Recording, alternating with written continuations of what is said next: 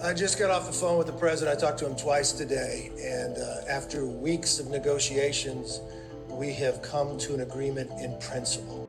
This is House Minority Leader Kevin McCarthy briefing the media on the bipartisan agreement to raise the U.S. debt ceiling and avert a default on U.S. government bonds and, more importantly, the collapse of the global financial system. After warning earlier this year that the United States would formally run out of money on June 1st if nothing was done, Treasury Secretary Janet Yellen has now confirmed that this is really the case. If all goes as planned, though, the House will vote on a bill to increase the debt ceiling on Wednesday of this week. It's a strange scenario overall, where one regulation has led to a global game of political chicken over the world's financial stability. In this video, then, I'd want to go out the state of affairs in the United States right now. Wondered how on earth anything like this could happen in the year 2023. Welcome to Financial Fortune, the channel where we decode the complexities of the financial world and provide you with the insights that matter. In today's crucial video, we bring you a pressing update on the debt ceiling crisis. Join us as we explore the recent developments that have led to a significant breakpoint in this ongoing crisis. Brace yourselves for a thought-provoking analysis of the potential consequences and the implications for the global economy. This is Financial Fortune. Explanation of the debt limit. A discussion of the debt limit is in order. Simply put, this limits the total amount of debt that the United States government can incur. Governments collect taxes to fund programs like healthcare, roads, schools, and other infrastructure, as well as programs like Social Security and the military. A surplus is achieved if living expenses are lower than income, which seldom occurs. In most cases, a government agency will spend more money than it brings in. The government, as you might expect, borrows money to make up the gap. Bonds are issued as a means of raising capital. Individually, they reflect very small loans made to the government by investors. At the bond's maturity date, the investor will receive the principal plus interest in the form of a coupon, while the government receives the funds immediately. For a long time, the United States has spent more money than it has brought in, leading to a massive national debt of about $31.46 trillion, the current debt ceiling. The legal ceiling is periodically reviewed by Congress, but if the government wants to spend more than that, it will require an increase in the ceiling, which is where the issues start to occur, but more on that in a moment. In 1917, as part of the Second Liberty Bond Act, the United States government established a limit on the amount of money it may borrow. The simple debt cap proposal was proposed so that the Treasury could issue bonds as required for whatever they wanted, without needing to get approval from Congress every time. If Congress didn't have to rubber stamp every single bond issue, then they could get back to their big name calling contest and everyone else could get back to work. The group would disband for a while, then reunite to reevaluate the debt level and increase the ceiling if necessary. They just required Congress's assent once in a while. In theory, it was a good plan, and in practice, it functioned admirably for a long period. The debt ceiling has been increased by the government 78 times since 1960. About how many of those do you think the press has covered? In recent years, as the hikes have been higher and politicians have started using it as leverage, the debt ceiling has become a far more pressing problem. As you can see, the repercussions of the United States failing to increase the debt ceiling as necessary are disastrous. The government must incur debt in order to pay its financial obligations. Social Security recipients, as well as active duty and reserve military members, depend on these funds. Investors' money is riding on the U.S. economy, and if the country were to suddenly default on its debts for any reason, it would set off a chain reaction that would bring down the entire international financial system.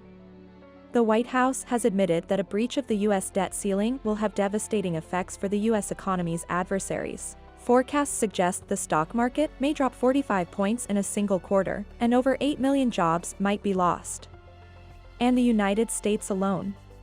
This is certainly a disastrous outcome for the failure to pass a modest increase in the debt ceiling via Congress. Therefore, it is in the government's best interest to have the debt ceiling lifted. However, if the administration does not have a majority, the opposition party will have considerable influence. So, what's the issue? In 2011, for instance, Republicans compelled President Obama to slash the budget by $38 billion in order to get a debt limit increase from Democrats. In 2017, this tactic was employed by Democrats to coerce Trump into pledging $15 billion for disaster relief aid. And here we are in 2023, witnessing the exact same thing. We all know that the Republicans won the midterm elections in 2022 and now run the House of Representatives. That's why we're seeing the Democrats talk with Republicans instead of just demanding that they lift the debt ceiling. You may recall that the United States reached its debt cap of $31.4 trillion on January 19th of this year. Since then, the government has been feverishly rearranging funds in order to maintain paying their debts. And there has been a great deal of back and forth between the two sides in an effort to negotiate a debt rise. But as I indicated earlier in the month of May, Treasury Secretary Janet Yellen has said that June 1st is a firm date when the United States will really run out of money. She eventually changed the date to June 5th, but she still plans to. It's clear that this extension won't buy you much time, so the pressure is on. There is less than a week left until the deadline, so the Democrats and Republicans really do need to reach a deal before the global financial system completely collapses. The political game of chicken begins. The Limit Save Grow Act, which would allow a $1.5 trillion increase in the debt ceiling, was enacted by the House of Representatives by a Republican majority in April. Talks are going on. This is appealing, right? It should come as no surprise that Joe Biden was not pleased with the inclusion of Republican Party sweeteners in the plan.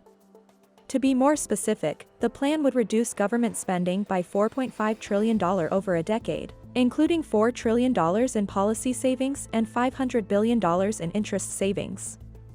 This is definitely not something Joe Biden and the Democrats are interested in. Biden first flat out rejected any idea of compromise. I don't know what he thinks, what McCarthy thinks, Speaker McCarthy thinks. I think he knows better. I think he knows that default would be disastrous.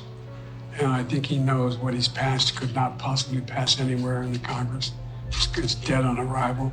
I've done my part. We put forward a proposal that cuts spending by more than $1 trillion, on top of the nearly $3 trillion in deficit reduction that I previously proposed through the combination of spending cuts and new revenues. Now it's time for the other side to move from their extreme positions, because much of what they've already proposed is simply, quite frankly, unacceptable.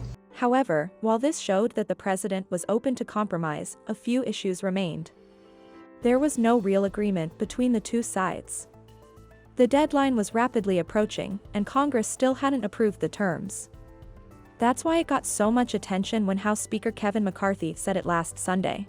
I just got off the phone with the president. I talked to him twice today, and after weeks of negotiations, we have come to an agreement in principle. We still have a lot of work to do, but I believe this is an agreement in principle that's worthy of the American people. We've got good news.